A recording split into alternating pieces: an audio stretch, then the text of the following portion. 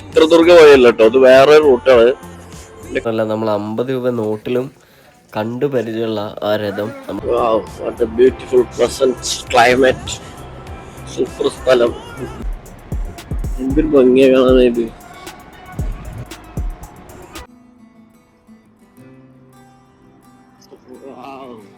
Super, അടിപൊളിയാട്ടോ, രക്ഷയില്ല.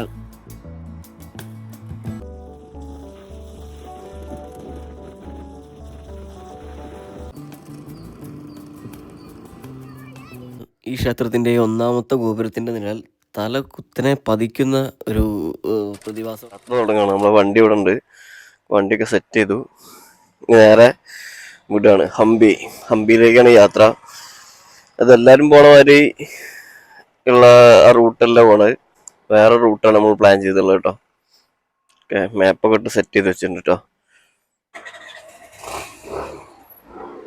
Okay,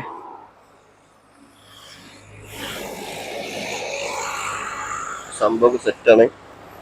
ഇപ്പൊ നമ്മള് റൂട്ട് കറക്റ്റാ നോക്കാം. റൂട്ട് ഉൾട്ടായി, ഇങ്ങോട്ടാണ് പോണ്ടത്.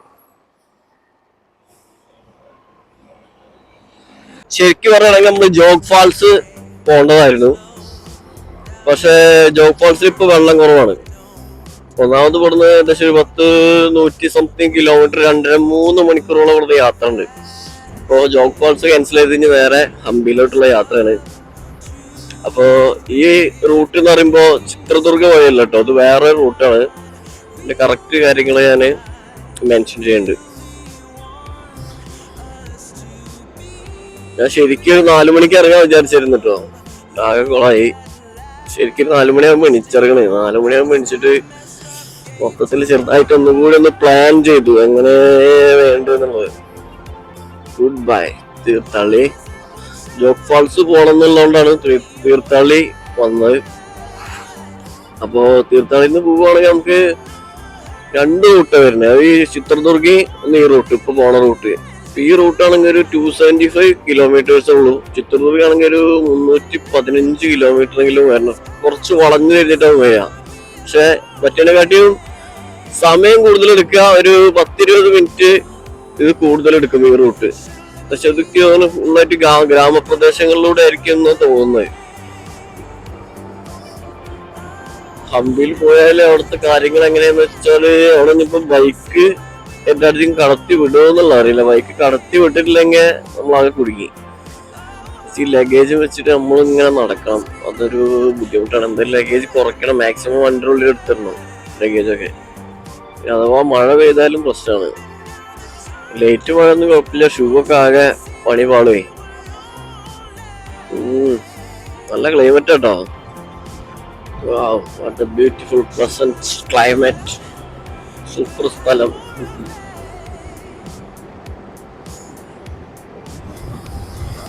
പിന്നെ ഇതുവരെ വന്നിട്ട് നമ്മള് അടുത്തെത്തിയിട്ട് പിന്നെ ഹംപി പോയില്ലെങ്കിൽ അതൊരു, ഇനി എപ്പോഴെങ്കിലും ഇങ്ങോട്ട് വരുമെന്ന് പോലും അറിയില്ലേ.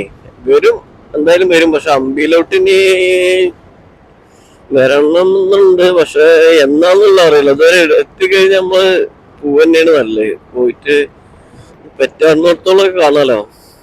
എന്തായാലും ജീവിതത്തിൽ ഒരിക്കലെങ്കിലും കണ്ടിരിക്കേണ്ട ഒരു സ്ഥലമാണ് ഹംപി എന്നൊക്കെ പറഞ്ഞത്. ഹിസ്റ്റോറിക്കൽ പ്ലേസ് ആണ്. What A beautiful. നല്ല റോഡാട്ടോ, കുണ്ടില്ല കുഴില്ല, അടിപൊളിയാണ്. അപ്പോൾ നേരം ഒന്ന് വെളുത്തപ്പോഴേക്കും നമ്മൾ ശിവമോഗ എത്തിയപ്പോൾ കണ്ട അടിപൊളി കാഴ്ചയാണ്. ഒരുപാട് പൂക്കൾ ഇങ്ങനെ വിൽക്കാൻ വെച്ചിട്ടുണ്ട് ഇവിടെ. പിന്നെ അതേപോലെ തന്നെ മാലകൾ. എന്തുകൊണ്ടാന്ന് വെച്ചാൽ ഇവിടെ അടുത്തൊരു വലിയ ക്ഷേത്രമുണ്ട്. ഈ ക്ഷേത്രത്തിലേക്ക് കൊണ്ടുപോകാനുള്ള പൂക്കളും മാത്രമല്ല കല്യാണത്തിന് ആവശ്യമായ മാലകളുമാണ് ഇവിടെ കൂടുതലായിട്ട്. ഒരു ഷോപ്പൊന്നല്ല കേട്ടോ, ഇവിടെ ഒരുപാട് ഷോപ്പുകൾ ഉണ്ട്. അപ്പോൾ നമ്മളിപ്പോൾ ഉള്ളത് ചെന്നാഗിരിയാണ്. അപ്പോൾ ഇവിടുന്ന് ഏകദേശം 205 കിലോമീറ്ററോളം കവർ ചെയ്യാനുണ്ട്. ഒരു 3.5 മണിക്കൂർ എടുക്കുമെന്നാണ് വിചാരിക്കുന്നത്. അപ്പോൾ ഇവിടുത്തെ കാഴ്ചകളൊക്കെ അടിപൊളിയാട്ടോ. നമ്മൾ വരുന്ന വഴിയിൽ തന്നെ അടിപൊളി കാഴ്ചകളായിരുന്നു.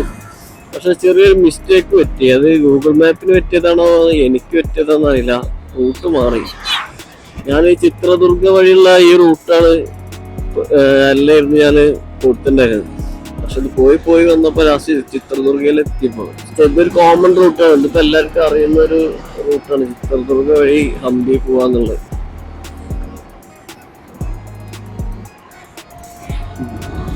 അപ്പൊ ഇവിടുത്തെ ക്ലൈമറ്റ് ഒക്കെ മാറി വരുന്നുണ്ട്. കാലത്ത് കുറച്ചു നേരം ഇപ്പോഴും തണുപ്പൊന്നും അതിന് പോയിട്ടില്ല. 9 മണി ആവാനായി. തണുത്ത കാറ്റൊക്കെ വീശുന്നുണ്ട്. അതേപോലെ തന്നെ ചൂട് അത്യാവശ്യം ആയി വരുന്നുണ്ട് കേട്ടോ.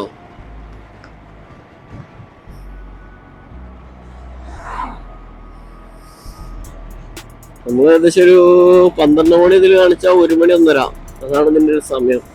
എങ്ങനെ പോയാലും നമ്മൾ 1 മണി കഴിയും, അത് ഉറപ്പാ. നല്ല സ്ട്രെയിറ്റ് ഹൈവേ കേട്ടോ, ഒന്നും നോക്കാനില്ല എന്ന് വെച്ചാല് ഈ വണ്ടിക്ക് പറ്റുന്ന സ്പീഡിലാണ് പോകുക, അത്രേ ഉള്ളൂ. അതിന് നല്ല അടിപൊളി ഹൈവേ ആണ്, കുണ്ടും കുഴി ഇല്ലാത്തതുകൊണ്ടേ. ഇനി നമുക്ക് കുറച്ചും കൂടി കഴിഞ്ഞിട്ട് നല്ലൊരു സ്പോട്ട് പോയിട്ട് ചായ കുടിക്കാൻ നിർത്തണം. നല്ല കാലാവസ്ഥ കേട്ടോ. അതിനിപ്പോ 9 മണി ആവണുള്ളൂ, അതുകൊണ്ടാന്ന് അറിയില്ല. എന്ത് ബ്യൂട്ടിഫുൾ ആയിട്ടുള്ള റോഡുകളല്ലേ, എന്തൊരു ഭംഗിയാ കാണാനായിട്ട്.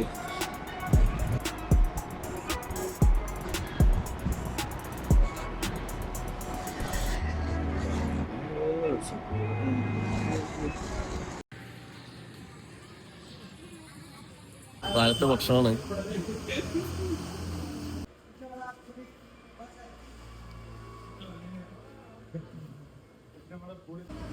കറി കൂട്ടി കഴിച്ചു നോക്കാം.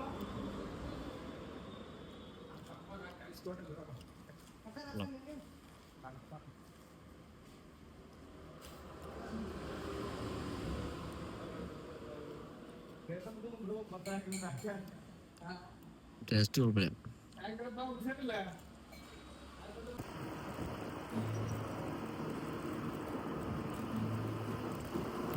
അപ്പോൾ അവിടെ നമ്മൾ ചായ കൂടിയൊക്കെ കഴിഞ്ഞിറങ്ങി. ചായയും അതേപോലെ തന്നെ ഭൂരിയൊക്കെ അടിപൊളിയായിരുന്നു കേട്ടോ, ഒരു രക്ഷയില്ല. കാലത്ത് നമ്മൾ കുറച്ച് നേരം വൈകിട്ടാണ് ഭക്ഷണം കഴിച്ചത്, പക്ഷേ ഭക്ഷണം സൂപ്പറായിരുന്നു. ഇപ്പോൾ നമ്മളുള്ള റൂട്ട് എന്ന് പറയുമ്പോൾ ചിത്രദുർഗ ടു ഹോസ്പേട്ടാണ്. ഈ റൂട്ടിനെ കുറിച്ച് പറയുകയാണെങ്കിൽ അത്യാവശ്യം നല്ല വിൻഡ് ബ്ലാസ്റ്റുള്ള റൂട്ടാണത്. അപ്പോൾ നമ്മൾ വണ്ടി, അതായത് സ്കൂട്ടറോ ബൈക്കോ ഒക്കെ ഓടിക്കുമ്പോൾ കുറച്ച് സൂക്ഷിച്ച് ഓടിച്ചിട്ടില്ല എന്നുണ്ടെങ്കിൽ നല്ല രീതിയിൽ പണി കിട്ടാനുള്ള ചാൻസ് ഉണ്ട്. അത് വേറെ ഒന്നും കൊണ്ടല്ല, ഓപ്പോസിറ്റ് വരുന്ന വലിയ വലിയ ലോറികൾ, അതേപോലെ ബസ്, അതൊക്കെ നല്ല സ്പീഡിലാണ് ഇതിലൂടെ പോകുന്നത്. അപ്പോൾ നമ്മൾ മെല്ലൊക്കെ പോയിട്ടില്ലെങ്കിൽ സീനാണ്. പിന്നെ ഭയങ്കരമായിട്ടുള്ള വിൻഡ് ബ്ലാസ്റ്റ് നല്ല കൂടുതലാണ് ഇവിടെ. നമ്മളിപ്പോൾ ഒരു മണിക്കൂറൊക്കെ കുറച്ച് സമയമുള്ളൂ, പക്ഷേ നിങ്ങൾ കൂടി ഇതിൽ കൂടെ പോകുമ്പോൾ ഒരുപാട് സമയമെടുത്ത് നമ്മൾ ട്രാവൽ ചെയ്യുന്ന മാതിരി, യാത്ര ചെയ്യുന്ന മാതിരി നമുക്ക് തോന്നും. പക്ഷേ വണ്ടിയാണ്ട്, അതായത് ബൈക്ക് അങ്ങോട്ട് എത്താത്ത പോലെ ഒരു ഫീല് നമുക്ക് വരും കേട്ടോ. നമ്മൾ ഹംപിക്ക് പോകുമ്പോൾ ഹംപിയിലെ തന്നെ ഏറ്റവും പ്രധാനപ്പെട്ടൊരു സിറ്റി എന്നൊക്കെ പറയുന്നത് ഹൊസ്പേട്ട കേട്ടോ. അതാണ് അത്യാവശ്യം സെറ്റപ്പുള്ള. ഹംപി എന്ന് പറയുമ്പോൾ കുറച്ച് ഉള്ളിലോട്ട് പോകണം. ഏകദേശം ഹൊസ്പേട്ടിൽ നിന്ന് ഒരു 14-15 കിലോമീറ്റർ ദൂരം യാത്ര ചെയ്താലേ ഹംപിയിലേക്ക് എത്തുള്ളൂ. നിർത്തിയാട്ടോ വണ്ടി, എന്താ ബ്യൂട്ടി എന്നറിയോ, ഒരു രക്ഷയില്ല. ഇത് ഹംപിക്ക് പോണ റൂട്ടാണ്, അതായത് ഹൊസ്പേട്ട് റൂട്ടാണ് ഇത്. ഹൊസ്പേട്ട് റൂട്ടിൽ പിന്നെ ഇപ്പോൾ കുറച്ചും കൂടി ഉള്ളൂ ഹൊസ്പേട്ട് എത്താനായിട്ട്. അപ്പോൾ നല്ല പച്ചപ്പുള്ള സ്ഥലം, നല്ല ഫ്രീ ആയിട്ട് വൈകുന്നേരങ്ങളിലൊക്കെ ഇവിടെ വന്ന് ഇരിക്കാൻ പ്രത്യേക ഭംഗിയായിരിക്കും. ഇപ്പോൾ അത്യാവശ്യം ആളൊക്കെ ഉണ്ട് കേട്ടോ, സംഭവം കൊള്ളാം. ഹനാഗുണ്ട് ഇനി വെറും 5 കിലോ. ഇതാട്ടോ നമ്മളെ തുരങ്കം. ഇത് നമ്മളെ തൃശ്ശൂരുള്ള തുരങ്കത്തിനോട് ഏകദേശം സാമ്യമുള്ള തുരങ്കാണ്. ലഡുവൽ ടണലാണ്. കൊള്ളാം.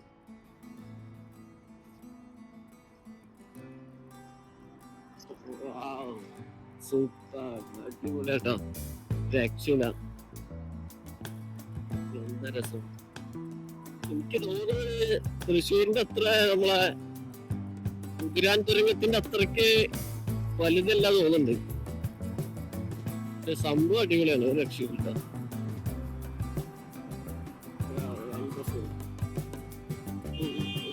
ഫുഡ് കഴിച്ചിട്ട് വേണം നമുക്ക് ഇങ്ങോട്ട് പോകാനായിട്ട് ഹംപിക്ക്. അതാണ് ഒരു ബെറ്റർ ഓപ്ഷൻ ആവുക. ഇങ്ങനത്തെ വളവുകളൊന്നും നമ്മുടെ നാട്ടിലില്ല. രസമുണ്ട് ഇവിടെ വണ്ടി ഓടിക്കാനായിട്ട്.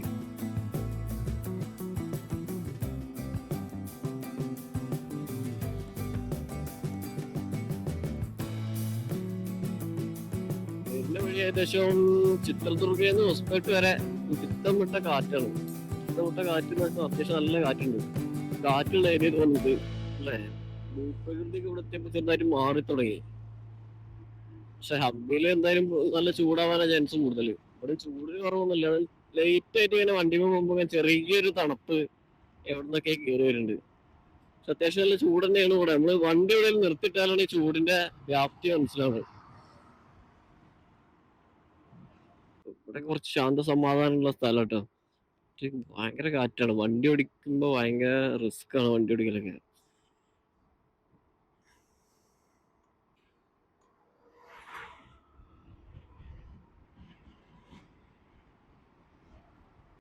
ഒരുപാട് സ്ട്രീറ്റ് ഫുഡുകൾ ഉണ്ട് കേട്ടോ ഇവിടെ.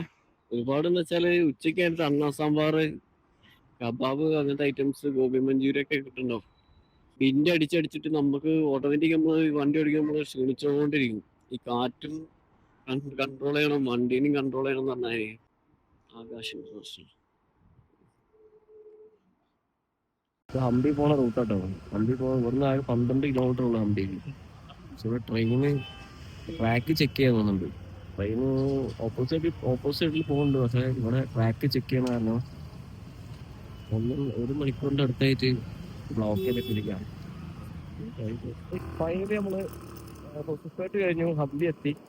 എന്ന് പറഞ്ഞാൽ ഒരു 5 കിലോമീറ്റർ കൂടി പോകാനുണ്ട് ഹംപി. വെൽക്കം ബോർഡ് കവാടം.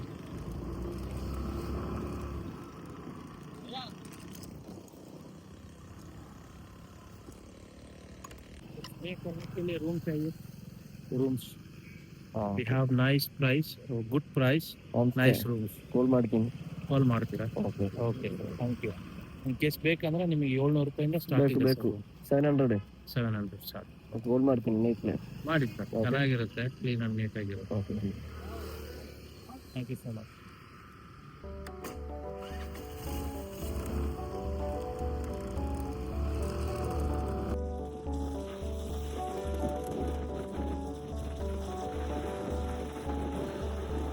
കേരളത്തിൽ നിന്നും ഏകദേശം ഒരു 800-850 കിലോമീറ്ററുകൾ താണ്ടി നമ്മൾ ഇങ്ങനെ ഹംപി എത്താനായിട്ട് പോവുകയാണ്.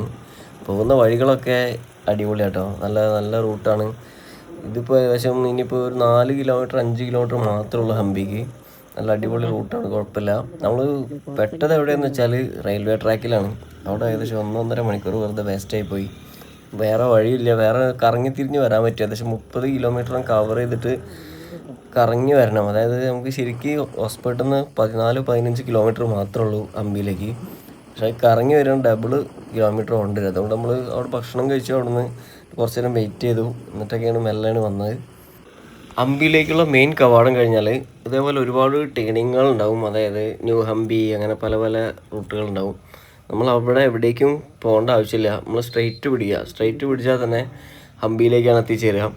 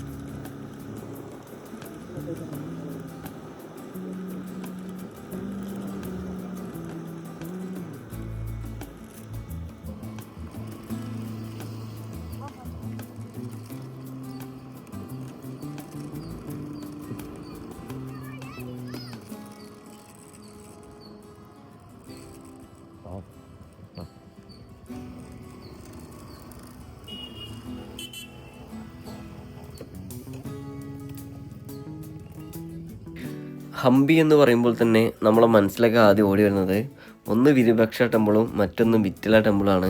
അതിൽ വിരൂപാക്ഷ ക്ഷേത്രത്തിൻ്റെ മുന്നിലാണ് ഇപ്പോൾ നമ്മളുള്ളത്. ഇതൊരു വളരെ ബ്യൂട്ടിഫുൾ ആയിട്ടുള്ളൊരു ക്ഷേത്രമാണ്. ഇതിൻ്റെ ഒന്നാമത്തെ ഗോപുരത്തിൻ്റെ മുന്നിലാണ് ഇപ്പോൾ നമ്മൾ നിൽക്കുന്നത്.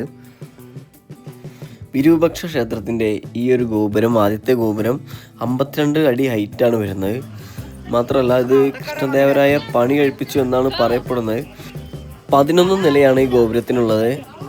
പണ്ട് കാലത്തെ ചിത്രപ്പണികളൊക്കെ മനോഹരമായി തന്നെ ഈ ഗോപുരത്തിൽ ചെയ്തു വെച്ചിട്ടുണ്ട്. അവിടുത്തെ ജീവിത രീതികളും ഒക്കെ ഈ ഗോപുരത്തിലും കാണാം.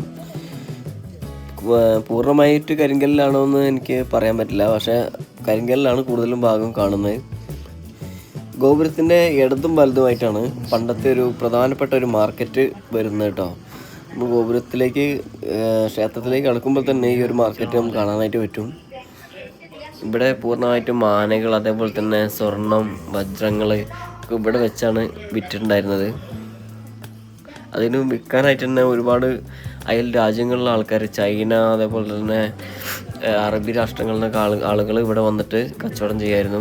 അപ്പോൾ ഗോപുരത്തിൻ്റെ ഒന്നാമത്തെ കവാടത്തിലൂടെ നമ്മളിങ്ങനെ കടന്നു പോകുമ്പോൾ നമ്മൾ വിശാലമായിട്ടുള്ളൊരു ഹാളാട്ടോ കാണുന്നത്. വിശാലമായിട്ടുള്ള ഹാളിൽ അത്രയ്ക്ക് വലുപ്പമുണ്ട്.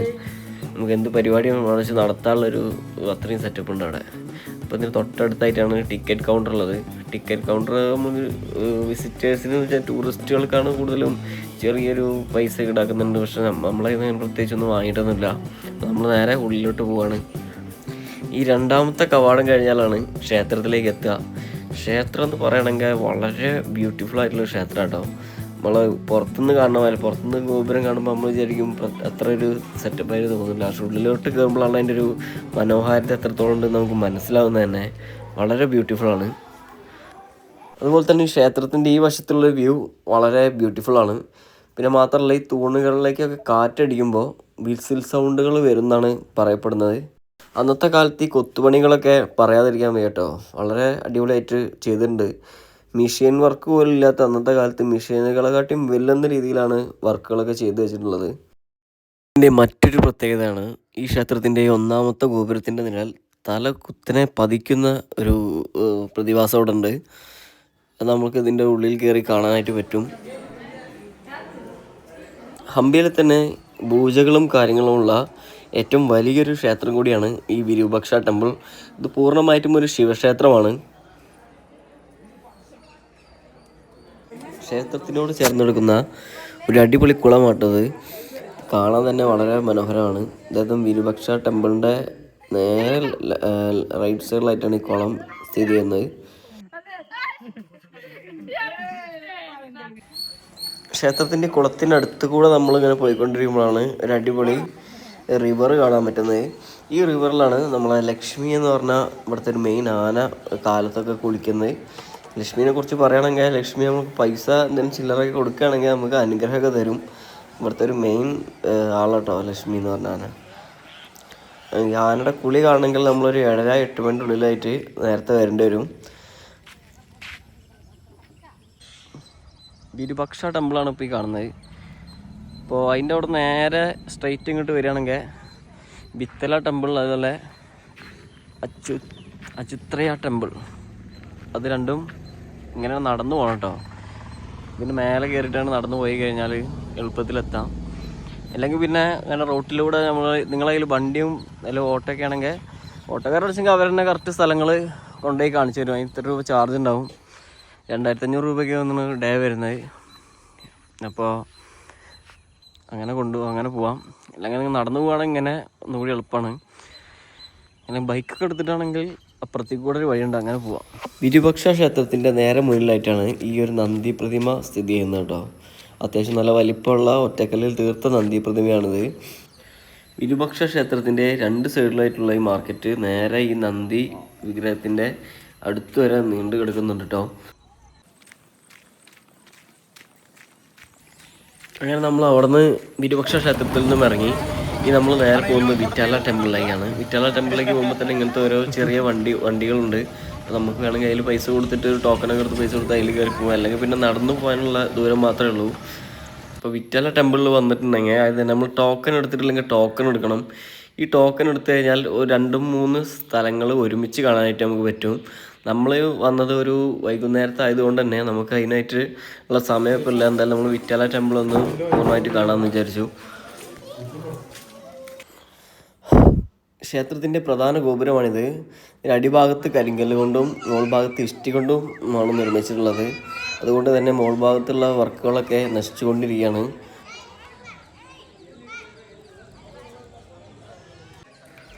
നമ്മളൊക്കെ ഫോട്ടോയിലും അതേപോലെ തന്നെ വീഡിയോയിലും പിന്നെ മാത്രമല്ല നമ്മൾ 50 രൂപ നോട്ടിലും കണ്ടു പരിചയമുള്ള ആ രഥം നമ്മളെ വിറ്റാല ടെമ്പിളിലാണിട്ടുള്ളത്. ഇവിടെ ഒരുപാട് ആളുകളുണ്ട്. എന്താ വെച്ചാൽ ഹംപിന്ന് അല്ലെങ്കിൽ ഫസ്റ്റ് ഞാൻ നേരത്തെ പറഞ്ഞ പോലെ തന്നെ ഒന്ന് വിരൂപാക്ഷ ടെമ്പിളും പിന്നെ വിറ്റാല ടെമ്പിളും ആണ് നമ്മളെല്ലാവരും മനസ്സിൽ ഓർമ്മ വരിക.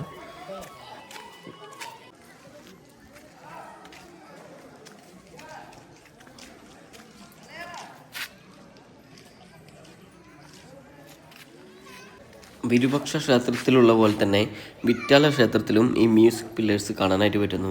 നമ്മൾ കൈകൊണ്ട് തട്ടുമ്പോഴും അതേപോലെ തന്നെ കാറ്റടിക്കുമ്പോഴാണ് ഈ സൗണ്ടുകൾ വരുന്നത്.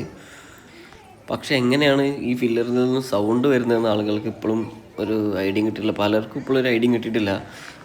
ബ്രിട്ടീഷുകാരൊക്കെ ഇത് മുറിച്ചെടുത്തിട്ട് പോയിട്ട് ഇതിൻ്റെ ഹോളുള്ളതുകൊണ്ടാണോ ഇതിന് സൗണ്ട് വരുന്നതെന്നൊക്കെ ചെക്ക് ചെയ്യാൻ നോക്കിയിരുന്നു. പക്ഷെ ഹോളുള്ളതുകൊണ്ടല്ല ഇത് സൗണ്ട് വരുന്നതെന്ന് അപ്പോൾ മനസ്സിലായി.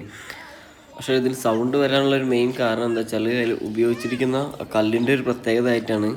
പിന്നെ അതിൻ്റെ കല്ല് വെട്ടി വെച്ചിരിക്കുന്നത് കറക്റ്റായിട്ടുള്ള ഷേപ്പിലാണ് ഓരോ കല്ലുകളും വെട്ടി വെച്ചിരിക്കുന്നത്. അതുകൊണ്ടാണെന്നാണ് പറയുന്നത്. ക്ഷേത്രത്തിൻ്റെ പുറത്തിറങ്ങിയാൽ തന്നെ ഒരുപാട് നീണ്ട ക്യൂ കാണാൻ പറ്റും. അത് വാഹനത്തിനായിട്ട് അവർ വെയിറ്റ് ചെയ്യാണ്. വൈകുന്നേരങ്ങളിലൊക്കെ ഇവിടുത്തെ കാഴ്ചകളൊക്കെ അതിമനോഹരം കേട്ടോ, രക്ഷയില്ല. അപ്പോൾ നമ്മളെന്തായാലും വാഹനത്തിൽ പോകണില്ല, നമ്മൾ നടക്കാൻ തന്നെയാണ് നമ്മളെ പരിപാടി. അപ്പോൾ നിങ്ങൾ വരികയാണെങ്കിൽ അവിടെ നിന്ന് ക്ഷേത്രത്തിലേക്ക് വരുമ്പോൾ വാഹനത്തിൽ വരികയും പിന്നെ തിരിച്ചു പോകുമ്പോൾ നടന്നു പോകുമായിരിക്കും നല്ലത്. ക്ഷേത്രത്തിലേക്ക് വരികയാണെങ്കിൽ കാലത്ത് 8:30 തൊട്ടിട്ട് വൈകുന്നേരം 6 മണി വരെ മാത്രമേ പ്രവേശനമുള്ളൂ. അത് പ്രത്യേകം ശ്രദ്ധിക്കണം. നമ്മൾ നടന്നുകൊണ്ടിരിക്കുമ്പോൾ ഇടതുവശത്ത് കണ്ട ഒരു അടിപൊളി കുളമാട്ടത് വളരെ ബ്യൂട്ടിഫുൾ ആയിട്ടാണ് ചെയ്തിട്ടുള്ളത്. എന്താണ് സെറ്റപ്പ് അല്ലേ. വിറ്റാല ക്ഷേത്രത്തിലെ കാഴ്ചകളോട് തൽക്കാലം വിട പറഞ്ഞ് ഇനി നമ്മൾ വിരൂപാക്ഷ ക്ഷേത്രത്തിലേക്കാണ് പോകുന്നത്. അവിടെയാണ് നമുക്ക് ഇന്നത്തെ സ്റ്റേ. വിരൂപാക്ഷ ക്ഷേത്രത്തിനോട് ചേർന്ന് തന്നെ ഒരുപാട് ഹോട്ടൽസ് പ്രവർത്തിക്കുന്നുണ്ട് കേട്ടോ. ഇവിടെ നമുക്ക് ഹംപിയിലെ ഒരുവിധപ്പെട്ട സാധനങ്ങളൊക്കെ നമുക്ക് ഇവിടെ നിന്ന് പർച്ചേസ് ചെയ്യാനായിട്ട് പറ്റും. ഒരുപാട് ഐറ്റംസ് ഉണ്ട്.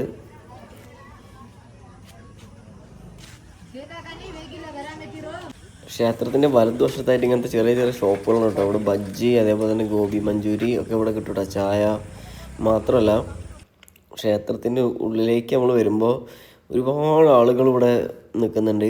എന്താ വെച്ചാൽ മെയിൻ കവാടം എപ്പോഴും ഓപ്പൺ ആയിട്ടുള്ളത് കേട്ടോ. 24 hours തുറന്നിടുന്നു തോന്നുന്നുണ്ട്. അത്യാവശ്യം നല്ല സ്പേസ് ഉള്ളതുകൊണ്ട് തന്നെ ഒരുപാട് ആൾക്കാർ ഇവിടെ ഭക്ഷണം കഴിക്കുന്നുണ്ട്, കിടന്നുറങ്ങുന്നുണ്ട്, ഒക്കെ ഇവിടെ തന്നെ കേട്ടോ. വെള്ളം കുടഞ്ഞ് സെറ്റപ്പാണ്. എല്ലാവരും ഫാമിലി ആയിട്ട് വന്നിട്ട് കൂട്ടത്തോടെ ഇരുന്ന് ഫുഡ് കഴിക്കാം.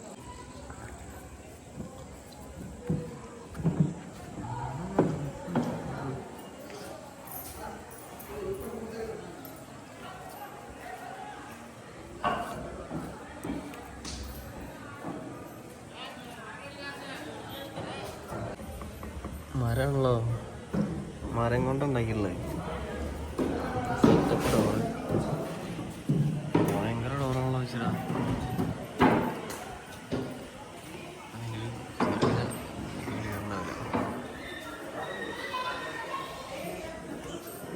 ഓ മരത്തിൻ്റെ തിക്നെസ് ഒക്കെ എങ്ങനെ ഇത്ര വലിയ ഡോർ ഓപ്പൺ ചെയ്ത്.